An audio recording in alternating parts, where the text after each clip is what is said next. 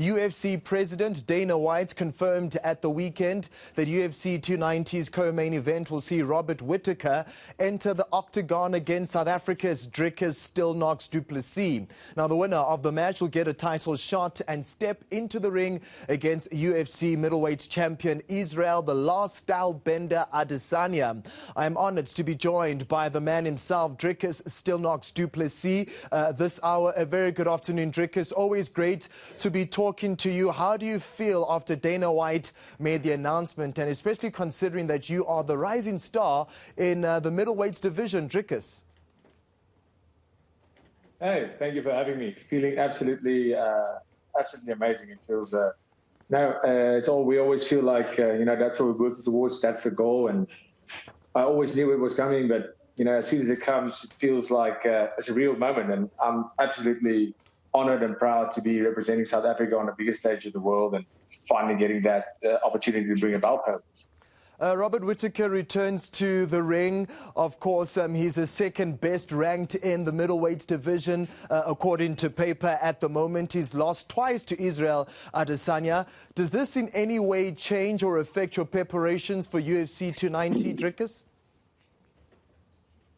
Yes, I think we still have a lot of time. So fight camp starts in about 3 weeks, but we're already busy working on the things we need to.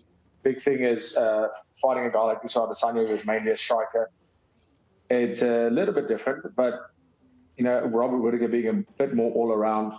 Whitaker has always been, for the past, I don't know how many years, he has been the guy to get past to fight Adesanya. He has literally beaten everybody except for Adesanya. So it's going to be a great test for me, and I honestly believe we have everything it takes to pass that test with flying colours.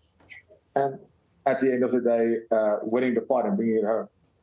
Oh, Dricus, over the last few months, there's been a war of words between yourself, Israel, and of course, Kamaru Usman over African heritage. Can you give us clarity on what you were trying to say and where maybe a lot of the fight fans got confused, just trying to understand what it was maybe yourself and the other fighters were trying to imply, Dricus?